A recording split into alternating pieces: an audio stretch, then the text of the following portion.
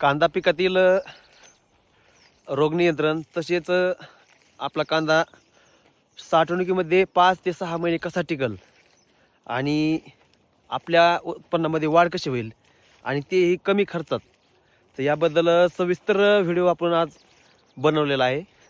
तर सर्व शेतकऱ्यांचे आपली शेती आपला प्रयोग या यूट्यूब चॅनलमध्ये सहर्ष स्वागत आहे. तर शेतकरी मित्रांनो, हा जो प्लॉट आहे आज रोजी याला 30 ते 35 दिवसाचा आहे. ग्रोथ सुद्धा चांगली आहे आणि याच्यामधील जे काही व्यवस्थापन आहे ते याबद्दल सविस्तर तुम्हाला आता माहिती सांगणार आहे. तर शेतकरी मित्रांनो, व्हिडिओ थोडा मोठा होऊ शकतो, त्यामुळे मी आता सुद्धा खाली बसून घेतोय. व्हिडिओ शूट करायला कोण नाही, आपण स्वतः करतोय. तर शेतकरी मित्रांनो, सर्वात महत्त्वाचं म्हणजे आपला कांदा जो आहे साठवणुकीमध्ये दीर्घकाळ टिकला पाहिजे. कमीत कमी आपल्याला 5 ते 6 महिन्याचा आपलं टार्गेट पाहिजे. रेट कधी येऊ शकतो हे आपल्या हातात नाही, पण आपला कांदा टिकवणं आपल्या हातात आहे. त्यासाठी आपला कांदा हा क्वालिटीचा आणि टिकवण क्षमतेचा असणं गरजेचं आहे. तर शेतकरी मित्रांनो, ज्यावेळेस आपण कांद्या पिकामध्ये खत व्यवस्थापन करणार आहोत, तर हे खत व्यवस्थापन करताना आपल्या पिकामध्ये जास्त नत्राचं प्रमाण जाऊन द्यायचं नाही.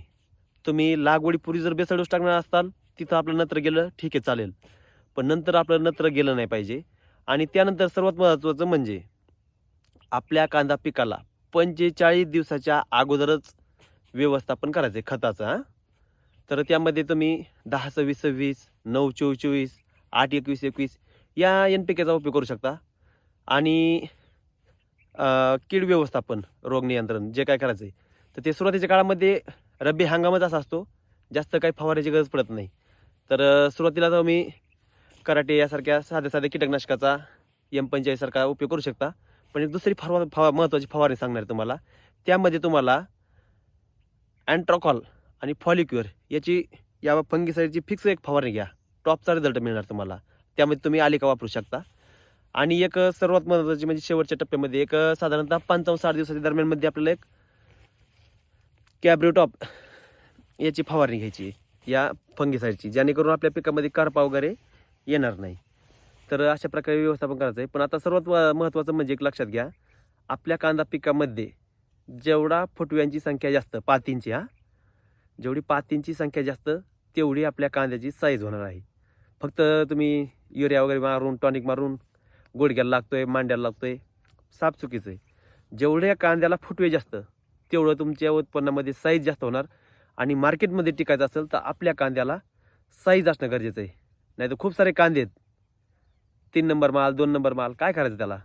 कारण एक लक्षात घ्या, ज्या ठिकाणी तुमचं उत्पन्न जर 10 टन आहे, 1 नंबर साईजचा, आणि सरासरी मार्केटमध्ये 25 रुपये दर चालू आहे, आणि तुमच्या टॉपच्या दर मालाला 1 किलोला जर 25 रुपये दर मिळतोय, आणि तिथंच 3 नंबर जर आपला 7 रुपये, 8 रुपये, 10 रुपये विकत असाल, तर ते 25 रुपये कमवण्यासाठी आपल्याला इथे 3 किलो कांदा काढावा लागणार आहे.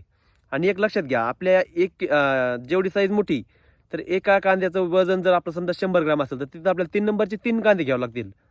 त्यासाठी इथं या कॉम्पिटिशनमध्ये टिकायचं असेल तर आपल्या पिकाला, आपल्या कांद्याच्या पिकामध्ये आपली साईज असणं गरजेचं आहे. तर साईजकडे लक्ष द्या. लागवड करताना जास्त दाट करू नका. जास्त दाट केली तर रोग खूप जास्त येतो. त्यासाठी व्यवस्थापन करणं गरजेचं आहे. तर आपल्याला फुटवे काढण्यासाठी आपल्याला एक साधारणतः 30 दिवसाच्या दरम्यानमध्ये आपल्याला एक याच्यामध्ये फवारणी घ्यायची असते. यामध्ये आपल्याला 1261 घ्यायची असते. आणि ड्रीपमधून आपल्याला खतं द्यायची नाहीत. ड्रीप असेल तुमचं किंवा खालून पाट पाण्यामधून वॉटर सोल्युबलचा उपयोग करायचा नाही. साईज होईल, सगळं होईल, पण कांदा तुमचा साठवणुकीमध्ये टिकणार नाही. त्यासाठी तुम्हाला पाट पाण्याने कुठल्याही प्रकारचं वॉटर सोल्युबल द्यायचं नाही. फक्त स्प्रेमध्ये आपल्याला घ्यायचं आहे. 1261 घेऊ शकता तुम्ही फुटवे काढण्यासाठी. तसेच आपल्याला एक दुसऱ्या तिसऱ्या फवारमध्ये आपण टिल्ट सुद्धा वापरू शकतो.